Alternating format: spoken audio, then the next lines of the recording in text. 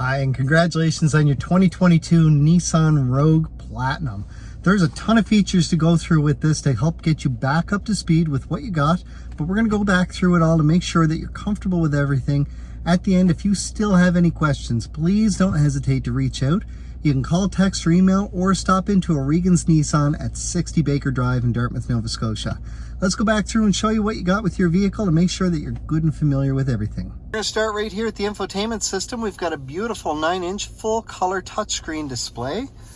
Right away I can see with my source for my audio, I've got AM, FM, satellite radio is free for the first 3 months. After that, if you don't want it, don't do anything. It should just stop. If you do want it, it is going to revert back to the preview channel, which will have a toll-free number on the screen. You can give them a call and they'll help get everything all set up. USB 1 and 2, which if we look down below, USB 1 is a Type-C USB. USB 2 is your traditional Type-A USB. Then you've got Bluetooth. Now what we don't see here is Apple CarPlay and Android Auto just because they haven't been hooked up yet. Now, as I mentioned with satellite radio, if I go to the preview channel, you can see there's a toll-free number right there. Feel free to set that up however you want. You also have a navigation system with this, and your nav system comes with free updates. I do have a separate video, 2 of them actually, on how to update it, one by Wi-Fi, one by USB, which is the faster method. If you want to use your navigation, simply go into destination. If you know exactly where you're going, you can go ahead and start here. If it's out of your area, if it's in another state or province, start there. If it's in the same state or province but in a different area, start with the city, and then you're going to go into house and street number and continue on from there. If you're just looking for something close by, there is points of interest, and there's all kinds of them here. If I'm looking for the closest coffee shop, maybe I want a coffee, I'm just going to hit this, and it's going to start with what's closest and work its way furthest out. So it gives me all my options here. All I got to do is tap on one of them and it's going to set me as my destination there. Now later on when we get over to the steering wheel, I'm going to show you how to set all of that right from the steering wheel just by voice, because while you're driving, these are all going to gray out. It is a distraction to try and set this while you're driving, but you can do it by voice. Now if I go into the settings, I can set up a new phone in here simply by going to connections. You can see somebody's already got one set up. All I got to do is hit add new. Now, once you do that, you want to go into the settings on your phone. You're going to go into Bluetooth settings. And then from there, you're going to look for My Rogue. Now, if you have an Apple phone, once you tap on it, you're going to press pair and then hit allow once. Because it does have Apple CarPlay on the screen here, you're going to follow the prompts to allow Apple CarPlay and make sure your Wi-Fi is turned on. And then on your phone, you're going to press allow for Apple CarPlay because it does have wireless Apple CarPlay. If you have an Android phone, again, you're going to tap on My Rogue, you're going to press pair, then you're going to press allow twice. Also, on an Android phone, especially if it's a Samsung and you have a lock screen, you're going to back out to the main settings. You're going to go down to lock screen, you're going to go into smart lock, add a trusted device, and you're going to add My Rogue. Once you're all done, the fastest way out of any settings, just hit the audio button down here, or the menu button, or the map button. Now, for our camera, if I put us in reverse here, I can see right away my camera has a nice crisp view out behind me and a full 360-degree view around the vehicle itself. Now, behind me here, I've got green, yellow, and red hash marks. As I start to back up, and now in this case, if that Qashqai gets within the green hash marks, it is slowly going to start to beep at me. The closer I get to it, the faster the beeping will get. If that Qashqai gets down around these red hash marks here, it's going to get into almost a steady tone. And at that point, if I'm still moving, it will fully apply the brakes. That is your rear emergency braking, which we'll discuss a little further later. Now, while I'm in reverse, if I press the camera button, I change the view down the passenger side of my vehicle so that I can see here. If I'm parking next to a curb, I want to set this white line directly on the curb, and that'll mean that I'm approximately 6 inches away. If I push it again, I have just a view out the back, and I'm going to push this one more time to go back to where I started, and then I'm going to put it in park. Now, because I'm in park or drive, and because I hit the camera button, I now have a view out the front of the vehicle. So if I'm pulling into a parking spot, I can use this to see how close I am to the vehicle in front of me. I still get the same view here. I still get the same view down the side and just the front view. But while I'm in park or drive, if I push this one more time, it does turn the camera back off. Down below, we have our climate control, and it is tri-zone climate control. So with this, dual in the front, plus you can set a separate temperature in the rear. Now we're gonna have a look at those settings later on in the video, just so that you can see the controls in the back seat, but they can also be controlled from the front seat. Typically what I recommend for most people is find a temperature you're comfortable with, press auto. Now we see right away my fan just dialed up automatically. This will automatically control the fan speed and where your airflow is gonna go. And it's gonna try and get me up or down to this temperature as fast as possible. The closer I get to it, it will readjust everything because we just watched it dial down one there, and then it will do what it has to just to maintain the temperature. That's your easiest way to go about it. Now, if your passenger wants a different temperature, all they got to do is turn their dial, and we can see we've got different settings. And the same for the back. I can change that from up here. So I can go through, and I've now got 3 separate temperatures. And once my passengers are all out, if I press sync, everything goes back to the driver's side setting. I can still change the back. Sync is still lit because in the front, it is still synced up, but if I press it again, it will reset the back again. We already talked about the USB. Down below here, you do have a wireless charging pad. Now you have to be aware that if you have a very thick case on your phone, maybe you have a pop socket or something else attached to it, if your phone is not sitting nice and flat here, it's not going to work for the charging. When it's working, this light will initially blink a couple times and then stay solid. That's an indication that your phone is charging. If that's not solid, your phone is not charging. To make sure that everything is working properly, take your phone right out of the case and just sit it here. If for some reason it's still not working, you may have an issue that you have to contact your service department about, or make sure that your phone is up to date enough to be able to handle wireless charging. As we move back, we see the new gear shift that was introduced in 2021 with the shift by wire. Now the shift by wire gives us some storage in underneath our gear shift there. If you carry a handbag or a purse that's not large, that will fit in there perfectly rather than having to toss it over in the passenger seat or in the back.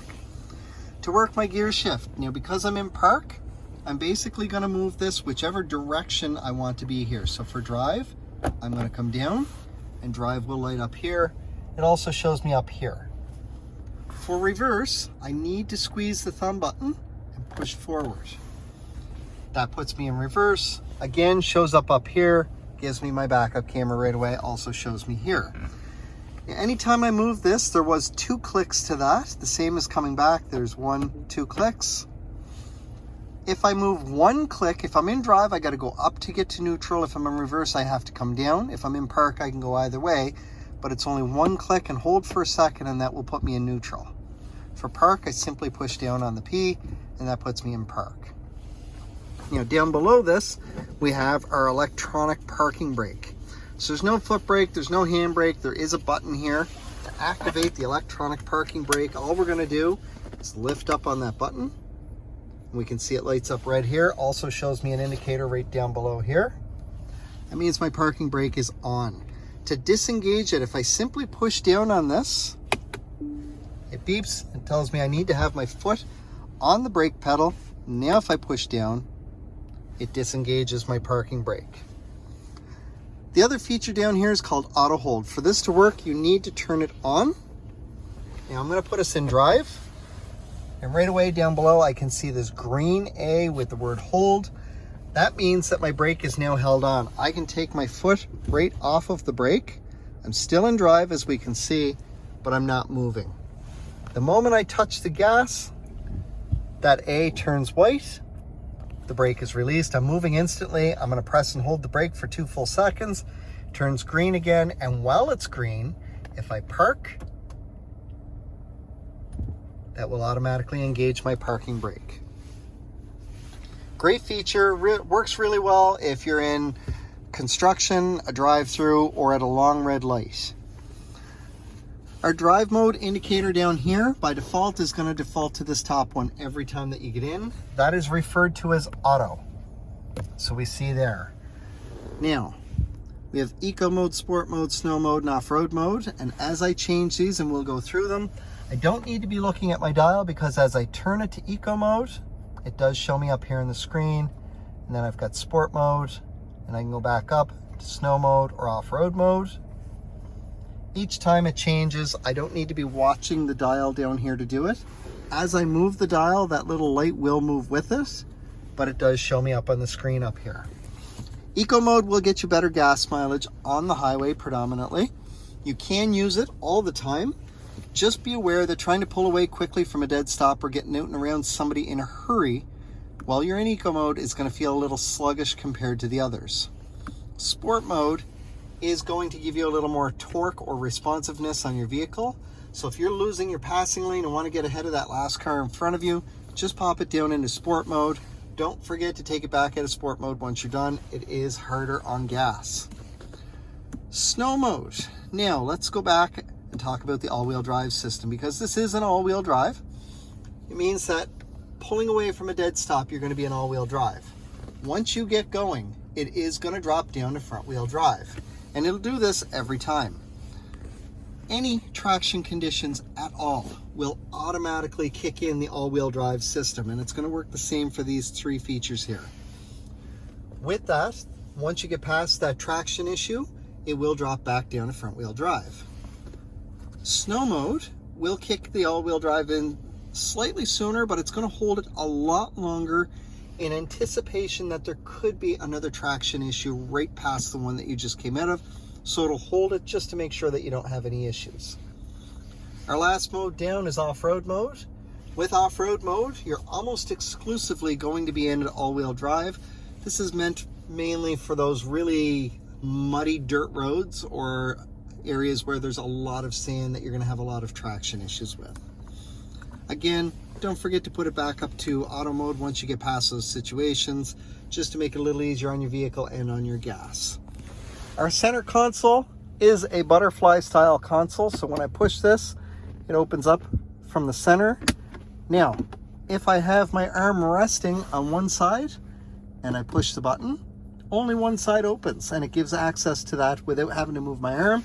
Also gives access to it for anybody from the back, making it really easy to operate. We're going to jump back up to our climate control here for a moment. Now our heated seats are right here. I've got high, medium, and low. I've also got my heated steering wheel right here. With the remote start system, which I'll show you how to use a little bit later, in the winter when it is 3 degrees or lower Celsius outside, and your engine is cold when you remote start, no matter what your climate control is set for here, your air will focus up on the windshield and the front side windows using these vents. Your rear defrost will automatically come on, which also activates the heated side mirrors. Your heated steering wheel will come on, and your seat should start to warm up as well, especially if you've left the heated seats in an on position when you turn the vehicle off. When you get in and engage the vehicle, your climate control will go back to normal. Your seat, steering wheel, rear defrost, and heated side mirrors will all stay on at that point. On our steering wheel, we've got all kinds of controls here, very easy to operate, simply laid out. But we're going to start here on the right side. For my Bluetooth hands-free, the phone will answer a call or hang up at the end of a call. My voice button here will allow me to make an outbound call. Also, if I press and hold this button for 2 seconds, I will get the voice recognition system on my phone if so equipped. So if you have an Apple phone that has Siri, pressing and holding this will get Siri. If you have an Android phone, pressing and holding this, if it has it equipped, you'll get Hey Google. That will give you full control of your phone using the voice recognition system. The other thing that I can do with this, which we talked about earlier, is setting my navigation system. To set your navigation by voice, you hit this button here. It's going to ask what command you want to use. You're going to tell it navigation. From there, it's going to pop up with a list. If you know the exact address that you want, you can simply say street address and then rhyme off the address. So for example, street address 60 Baker Drive, Dartmouth, Nova Scotia will take me to the dealership here. If you're not entirely sure where you're going to go, maybe you're looking for a point of interest, you can just say POI by category. Or if you know exactly what you're looking for, you can simply say navigate to Tim Hortons. Any of those commands will work and get you where you want to go simply by using our voice button right here. and it will put it all into the system without you having to pull over to do all of this. My blue button is going to change my screen here from the home screen temporarily, but this is going to turn on my cruise. Initially, it shows me a screen that gives me all my safety features, and then it's going to flip over to show me my adaptive cruise control. Now, because it's adaptive cruise control, I can set a distance of 1, 2, or 3 car lengths plus safe distance, and I'm simply going to use this button to adjust those bars. Just as an example, 1 car length plus safe distance while doing 100 kilometers an hour is approximately 2.5 car lengths between you and the vehicle in front of you. Now, not everybody is comfortable with adaptive cruise, so if I push the blue button again to turn it off, now I'm going to push and hold the blue button here. And we can see everything has changed. The bars have disappeared. I now have a little dial down here. This is normal cruise control. You don't have to use the adaptive cruise. A lot of people do like it because adaptive cruise will adjust your speed automatically to the vehicle in front of you in case they're going at a slower speed than you are. If you don't want to use the adaptive cruise, again, simply press and hold that blue button and it will take you back to normal cruise as opposed to the lines right here, which is your adaptive cruise. The other thing that's on right now is our Pro Pilot Assist. I can turn it on and off using this button down here. I'm going to turn it off for the moment to show you, and then I'll turn it back on. Pro Pilot Assist is a semi-autonomous driving system that will help steer the vehicle with you. It will only engage when your adaptive cruise is on and the speed has been set. So basically, you get up to the speed that you want, tap down here to set your speed. Parking brake's currently on because we're sitting still. But once you set your speed, the Pro Pilot, using the camera and the windshield here, is going to read the lines on either side of you. You'll hear it engage with a small tone, and you'll feel the wheels start to move in your hands a little bit. This is helping you steer the vehicle and trying to keep you centered in your lane. From there, if you need to change lanes, simply hit your signal light. It'll disengage the Pro Pilot.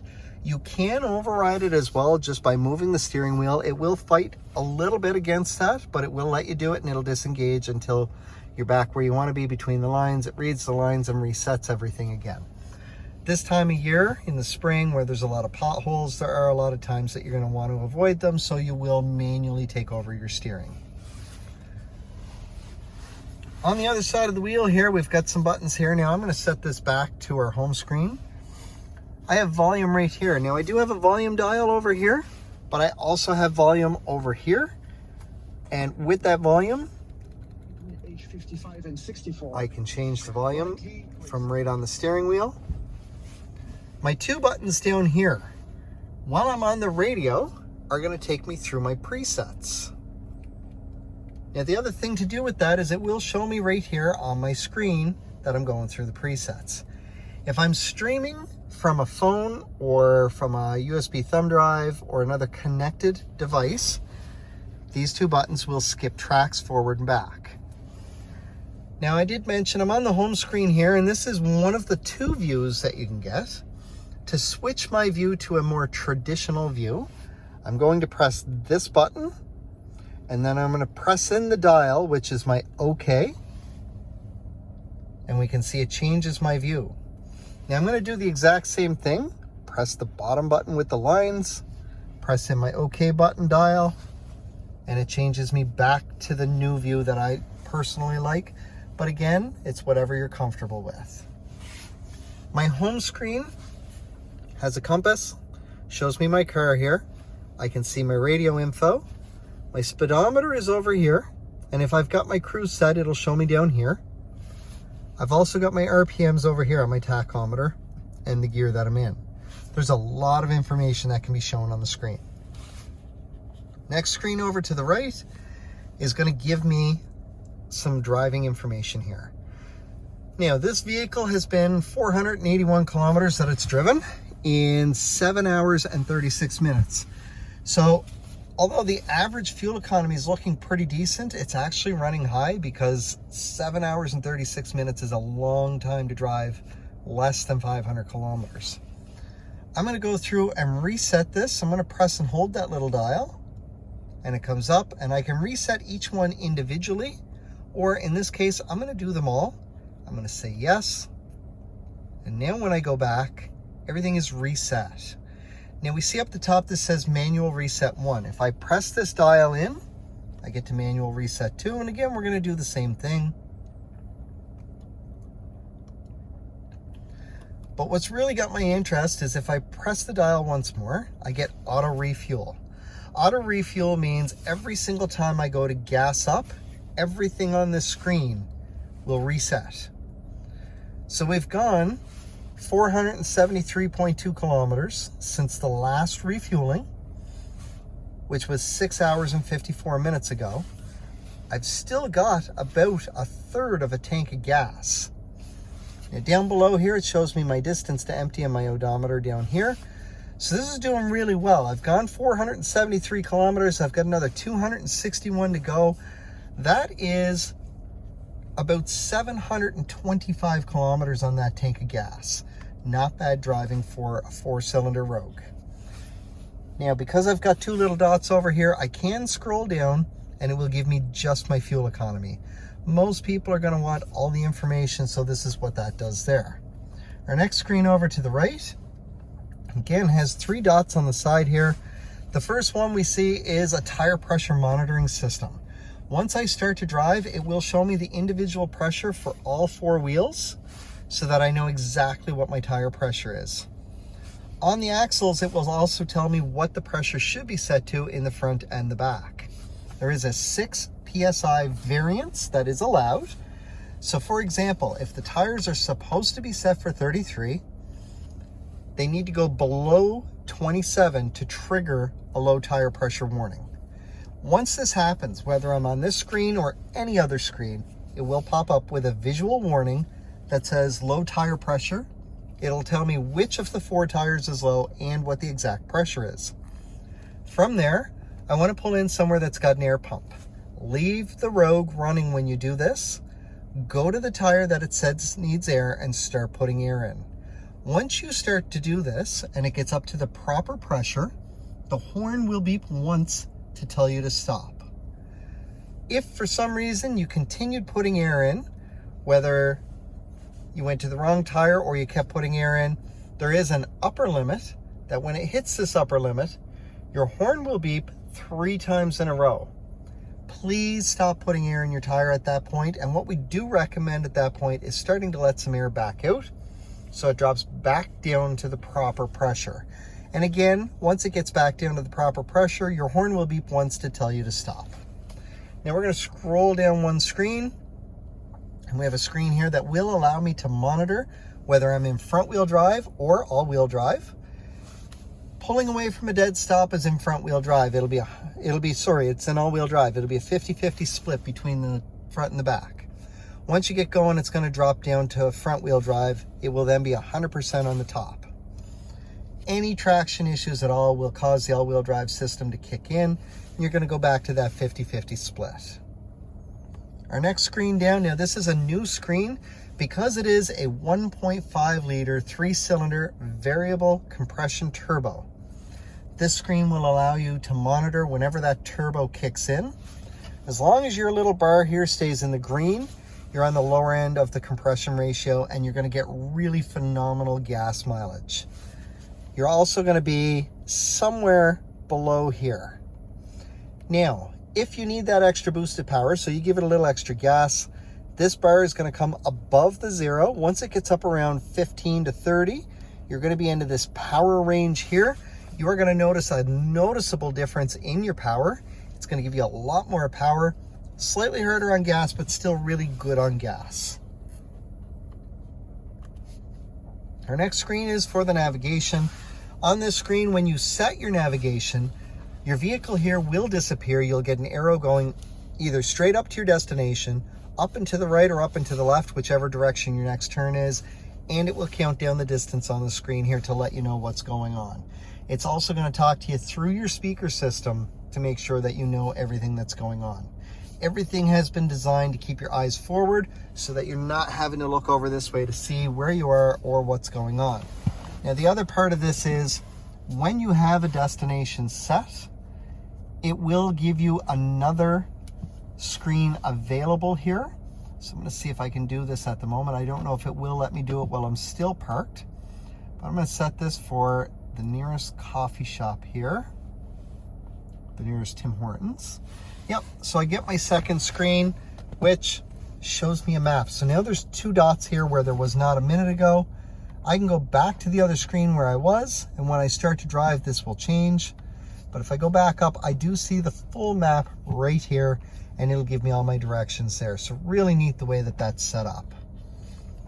Next screen over is my audio screen, and very much like the main screen, if I press the OK button here, I can change the source of my audio simply by selecting one of these. The route calculation is complete. Proceed to the nearest road. And it makes it really nice and easy. So I'll put that back to where I was. And back here on the other screen, you can see the route is actually highlighted now that everything's all set there. We looked at the adaptive cruise screen and how to set that. The screen above it, this is for our safety features, and it will give you visuals to go with all of this. You should be more concerned with what's going on around you than you are the visuals on the screen. However, you have automatic emergency braking with intelligent forward collision warning and pedestrian and bicycle detection. So this is in the front of the vehicle. Most of it runs through the radar that's in behind your Nissan emblem in the front.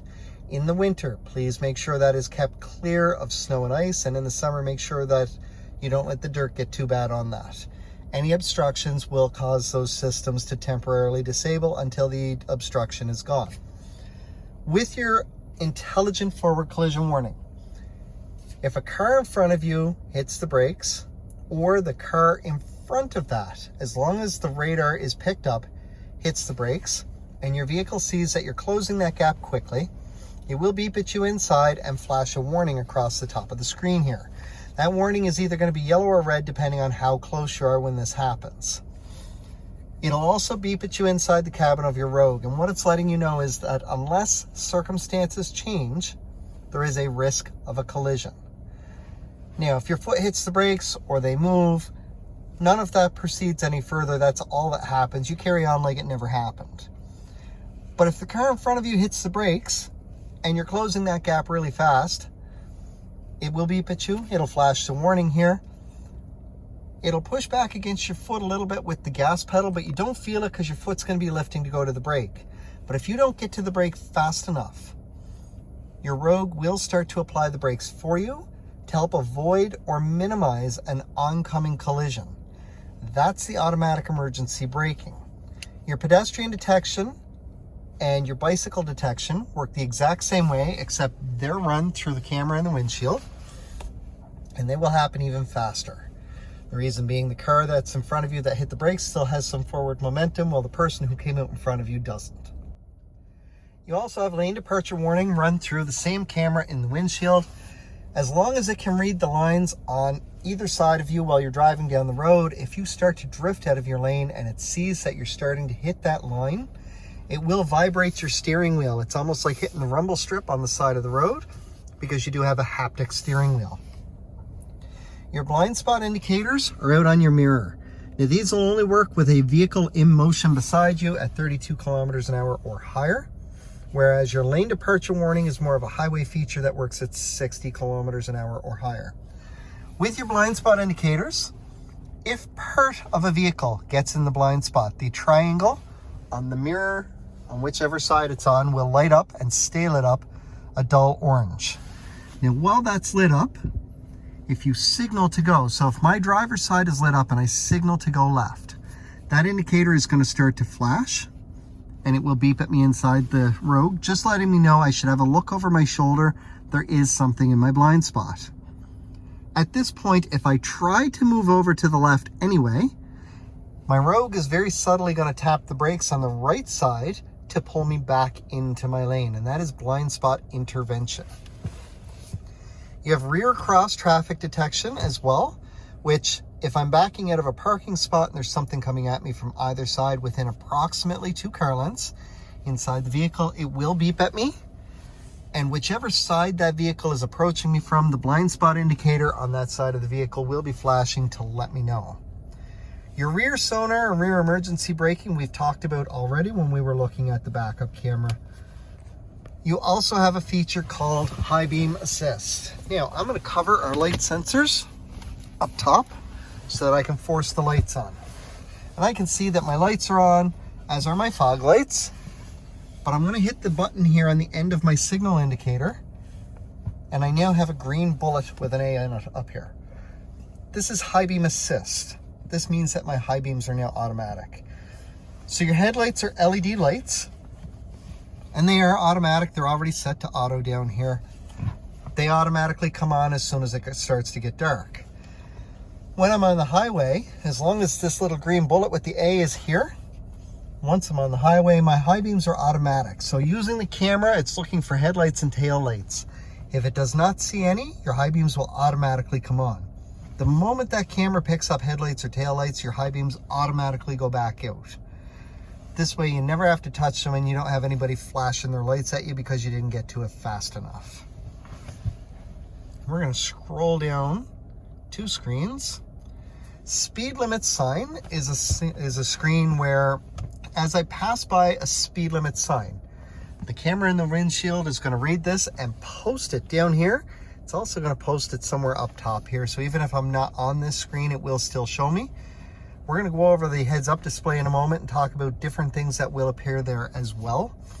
But it will show you your speed limit so that you always know what the speed limit is regardless of where you're at. Our last screen here is the settings. Don't be afraid to play with your settings once you go in. So it's going to look like this initially. We're going to press that OK dial. The VDC settings is going to take you into your traction control. We highly recommend leaving that alone. You're in an all-wheel drive vehicle with many options to make sure that you're not going to have traction issues. Now I say don't be afraid to play with this because on the very bottom is a factory reset if you get into trouble. Our driver assist settings, normally I turn these on for anybody starting out. So steering assist is that Pro Pilot assist. Your lane assist, we want to make sure the warning and intervention are both turned on. Same thing for your blind spot, the warning and intervention are turned on. Emergency assist is the forward and rear emergency braking. Now if you turn these off, as soon as you turn your vehicle off and turn it back on, these are going to be turned back on again. Those are critical safety features and they do turn back on by default. You can turn off the rear auto braking if you've got a hitch on there and you're connecting to a bike rack or towing anything, because the moment you try and back up with that stuff back there, it's not going to let you. So you do want to temporarily turn that off anytime that you've got anything attached back there. Speed limit sign is on. Speed adjust by route is going to work with your speed limit, and this goes with the Navi Assist with the Pro Pilot Assist. I do have a whole video going over the Pro Pilot Assist with Navi Assist in detail, showing how all of this works. But your speed limit assist, I do highly recommend setting for manual. If you set it to auto, the moment you pass by a speed limit sign, when your cruise is set, it will readjust your speed to match whatever the speed limit sign is. The problem is, if you pass by an exit ramp that has a speed sign for the exit ramp listed and your camera reads that, it will readjust your speed to that. So if you set it for manual, it will instead ask if you want to adjust your speed, and all you do is hit the set and it will automatically do that for you. Parking assist is just your sonar and everything to go with it. Rear cross traffic alert is on. Driver alertness means that if you do a lot of corrections within your lane in a short period of time, you will get a picture of a coffee cup pop up and ask if it's time for a break. The rest of this I don't worry about. For personal display, again, this is just what's going to show up on this main screen. My heads up display, I can adjust where everything is sitting. So we're going to look at this in a minute, and I can see right up here my speedometer, but we're going to look at that in a minute. You can adjust that either to the right or left or up or down depending on where you're sitting. Eco mode settings I never fiddle with. Tire pressure, again, same thing. My clock, I'm actually going to want to set over here, but it is going to set automatically because of the navigation system. Vehicle settings, I'm going to go in and I want to go down to locking. and then auto door unlock. Now by default, this is going to be set for ignition off because Nissan vehicles will automatically unlock your doors when you turn the vehicle off. But most people prefer for it to unlock when you shift to park. So all you do is scroll up, press OK on this one, then you can back out, and that's now set so that the moment you shift to park, it will automatically unlock for you. We're going to come back out and we're going to go to wipers. Make sure speed dependent is turned on. This means that when your wipers are on intermittent and you loop from residential to highway driving where it goes faster, at that point, your delay will shorten a little bit all on its own. Maintenance, your oil and filters should be set for 12,000 kilometers. So basically what we tell anybody is your maintenance is every 6 months or when your vehicle tells you, because the oil control system is counting down. And it may count down the full 12,000, it may not. Part of it depends on conditions. Here in Nova Scotia, we live in what are deemed as extreme conditions, where if you do a lot of short drives in -10 or below, or a lot of short drives in +20 or above, it is harder on the oil, and that system will count down faster. Therefore, you'll be in sooner than the 12,000 mark. But every 6 months or 12,000 kilometers, or sorry, 6 months or when your vehicle tells you, is when you should do your maintenance. Customized display, I have turned off one thing on the main menu, and it's a blank screen. And that's it. Those are all the settings that I have changed. Up above here on my windshield, I can see my heads-up display with the speedometer right there. And it's the only thing there at the moment because I haven't moved. As I'm driving and pass by a speed limit sign, it will post that directly under my speedometer so that I always know what the speed limit is. Now, if I turn on my cruise control, I can see the adaptive cruise shows up on that same screen. And right now it's set for the 3 car lengths plus safe distance. And again, I can adjust it from down below on the steering wheel and see it all up there. Now, if I turn my cruise off and then press and hold, I can see it's just normal cruise control at this point. So we'll turn that back on and that's all good. I'm going to go over to my map and I'm going to set a destination, points of interest. Again, I'm going to pick that coffee shop. And I'm going to say, I want to set Tim Hortons. I'm going to say start. The route calculation is complete. Proceed to the nearest road. Now, once I start to drive, on the left side of my screen over here, I will see an arrow similar to what I would see down on the display down here. But that arrow will be going up to the right or the left, depending on the direction of my next turn. And again, it will count down the distance on that screen, showing me what's going on. So this way I always know what's going on. Now with Navi Assist, the neat thing about this is, if on my map it sees I have a large bend in the road ahead, that maybe if I've got my cruise set at 90 and that's too fast to be taking that bend, up here, it will notify me and it will slow me down enough to take the bend safely. And as soon as I get past that bend in the road, it will speed me back up to where I was. Also up on this screen is where it will show you if you pass by a speed limit sign, asking you if you want to reset this. Now again, not everybody is comfortable with this heads-up display, and there is a lot of information that can be shown here. My button right here, if I push it, everything disappears. If I push it again, it all comes back. Also, maybe you want some information, but not all of it to show up. So in my settings, if I come down to heads up display, content selection, right now everything is turned on, but I can turn some of this off so I don't have near as much information showing up. You do have an auto dimming rear view mirror. This means that if you get a large truck or somebody with their high beams on behind you, this will automatically dim for you, so you don't need to worry about it. We also have a beautiful panoramic moonroof here. Now there's 2 controls for this. This one here is for the shade, which the shade is all the way open right there. Now if I want to close it, I'm going to push forward on that button, and it's only going to come across to about right here before it stops. And I'm going to push it again and it will close the rest of the way. I can stop it anywhere simply by hitting the button. Your shade needs to be at least that far open to be able to do anything with the window up here. Now I'm going to open the shade the rest of the way just because I like the extra light.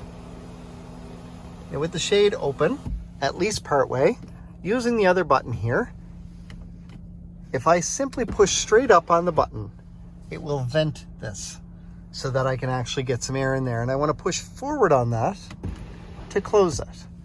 Now if I push back, it will open this up, and again, I can stop it anywhere along the way simply by hitting the button and then reclose it again by pushing forward. And I can stop it anywhere along the way that way as well. In the back seat now, I can see where my climate controls are. Now I do have heated rear seats here in the back with high, medium, and low. I still have 2 USB ports, the same as in the front, except where the front ones will interact with the vehicle, these are strictly for charging. So I have my USB Type A and my traditional Type C, Type C and Type A. And I also have the temperature settings here for my rear climate, which right now everything is synced in the front, but I can change it back here. Maybe I don't want the same temperature as what's up front. There's an intelligent key system on this, which means that there is a button on every handle on the vehicle, as well on the rear hatch up underneath here. There is a little pad that I would push to open it, but there's a little round button here that does the exact same thing as the front of the vehicle. Now, if I walk up, as long as I have the key on me, because it needs to be within about 3 feet, one push, I hear a single beep, I see a single flash here. This door is unlocked, and only this door. The rest of the vehicle is still locked. A second push, I hear another single beep, see another single flash. That now means that my whole vehicle is unlocked. Once everything is shut, one push, 2 beeps, 2 flashes, now the entire vehicle is locked. That works the exact same no matter which set of buttons you're using. Now on the tailgate, I do have a button right here for power liftgate that if I press and hold, I hear 3 beeps, tells me to move, and it opens this. On the inside, I've got 2 buttons here. If I simply want to close it, I can hit this button here. But if I want to close it and lock it all at once and not have to wait to lock it, I can press that button. That locks the whole vehicle as it's closing it, and now everything is locked. But I mentioned earlier you have kick motion activation. It's basically somewhere underneath this license plate area down here. I want a nice fluid in and out. It beeps at me to open up. Once I have everything out and I want to close it, again, same thing, use this as your point of reference. Nice easy kick in and out. It gives you your beeping and it closes everything for you, making it very easy to operate. Now I'm going to press this down here to open, and there is a button on the inside up next to the driver's dash to open and close that as well. You have a divide and hide storage system back here, which means that you do have some hidden storage available underneath these platforms. They will come out as needed, or if I'm getting a small grocery order and I don't want anything moving around, I can simply put that upright and it will give me separated storage so that whatever it is that I'm getting is not sliding around on me. And the tonneau cover is standard, that comes with it as well. The last thing that I want to go over with you is your key fob. Now, because it's a key fob, there is a battery in it. Those batteries are usually good for 2 to 4 years depending on usage and proximity to the vehicle. Your very first indication that your key fob needs to be changed is you will get into your Rogue, you'll put your foot on the brake, you'll push your start button, and up here it'll pop up and say incorrect key ID. That means it's time to think about changing your battery. Let the message go away, do it again, and everything should work just fine. If you go too long without changing it, that message will continuously pop up more frequently. You're going to hit a point that this is just not going to work. Either this is completely dead or it won't start. Now, if it's completely dead, to get into your Rogue, turn it around, move this switch over. There is a key for the driver's side door. Once you get into the vehicle with your foot on the brake, use this to push your start button in. And even though the battery is dead, it will still work. To swap out your battery, you're simply going to take your key fob, pop the key out. Then you're going to get something flat into one of these two little areas right here. Give it a twist and pop it open. The battery inside should be a CR2032. Looks like a watch battery, just a little bit bigger. They're about $7 or $8 to buy brand new. For a decent one, please don't buy the dollar store ones. They usually only last 3 or 4 months. If you buy a good one and spend the extra money on it, it will last 2 to 4 years. Now on your key fob, on the bottom there is a panic button. Above that, we have the power liftgate button, which, as I mentioned, is down here as well. We've got unlock, lock, and then to work your remote start, you're going to press lock and press and hold the top button for 5 full seconds. When you do this, it will remote start from up to 200 feet away. Now, from there, your Rogue is going to run for up to 10 minutes. If you do not get in and engage it within 10 minutes, it will turn off. And by engaging it, all you're going to do is the exact same thing that you do to start it. You're going to put your foot on the brake and you're going to push the start button. That will engage your vehicle. The rest of everything will light up and then you'll be able to drive. You can do 2 remote starts without ever getting in. Or if you're running behind and maybe you want to extend the time because you know you're not getting out in time, it's been running for about 8 minutes, you're not getting out in the next 2 minutes, simply do the exact same thing. Lock, press and hold. It will add 10 minutes to the count from wherever you're at. So if you've been running for 8 minutes, it'll now run to the 18-minute mark. If you try and do it right away, so I remote start and then do it again right away, I'm going to get a grand total of 11 minutes. So make sure you wait until as long as possible to remote start. After either scenario, so 2 remote starts or 1 with an extension, in order to do it again before getting in or before doing anything, you need to get in, turn your Rogue on, and get up to 30 kilometers an hour to reset this. Otherwise, it's not going to let you remote start again. Now, if you've remote started and then change your mind, decide you're not going anywhere, simply press and hold the top button for 2 seconds. It will turn it back off. Congratulations again on your 2022 Nissan Rogue Platinum. This is an absolutely amazing vehicle. The only thing I didn't mention is the Bose premium sound system that you got with it. So your sound quality is phenomenal. Ton of features, as well as memory seats there on the left side of your door. Very easy to operate everything. But if you still have any questions after going through all of this, please don't hesitate to reach out. You can call, text, or email, or stop into O'Regan's Nissan at 60 Baker Drive in Dartmouth, Nova Scotia. We're going to do everything that we can to make sure that you're enjoying your new vehicle and that you're comfortable with everything. I hope to see you when you're in for your regular maintenance and when it's time for your next one.